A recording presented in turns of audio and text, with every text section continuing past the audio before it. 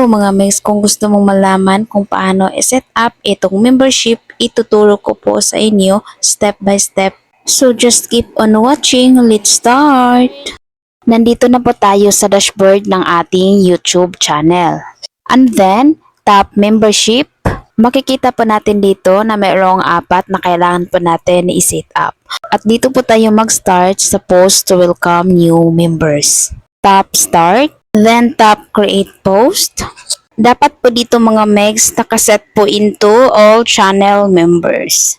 Tap nyo po yung public and then select all channel members. And then mag-create po tayo ng post. Welcome to my community. Pagkatapos tap post. As you can see, yung post po natin naka-membership only. Then, balik po tayo sa ating dashboard. Dana po ang ating post to welcome new members. Next, announce your membership. Tap start. Dito, itap nyo lang po yung done. As you can see, okay na po yung announce your memberships. So, proceed na po tayo sa customize default perks. Tap start. Then dito, iselect nyo lang po itong use generic YouTube. Makikita natin dito na pag new member ka, yung color ng star mo is blue. Then after 1 month, yung color ng star mo is sky blue and then etc. Dito sa ibaba, tap next and then tap save. As you can see, dana po ang ating customized default perks.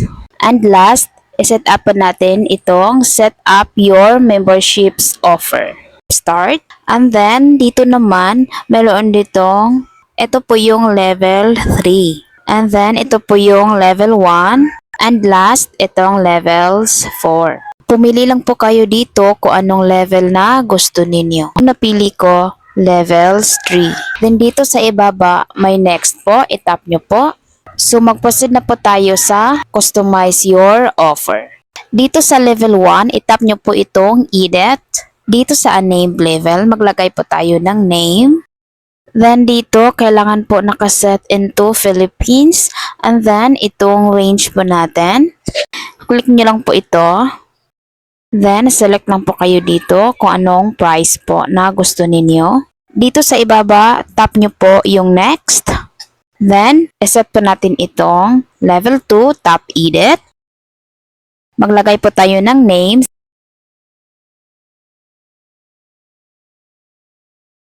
Dapat nakaset po into Philippines po ito. Then, set pa natin itong monthly price. Yung pipiliin ko po dito, itong 199. Tap next. At dito na tayo sa last level 3, tap edit. Same po sa level 1 and level 2. Maglagay po tayo ng name. Then, iselect na po natin ulit itong monthly price. Yung pinili ko pong price, 499. Click next. Click nyo po ulit yung next. Pagkatapos, click nyo po yung submit for review. Na-submit na po natin. So, as you can see, itong set up your membership offer in review na po ito. Mag-antay na po tayo ng 24 hours bago po ma-upload dito sa perks. So, yung sa akin po mga megs, wala pa pong 24 hours na na-approve na po ako dito sa perks. And ito po yung email ni YouTube. Congratulations, your perks have been approved. And huwag kalimutang mag-subscribe. And bye-bye!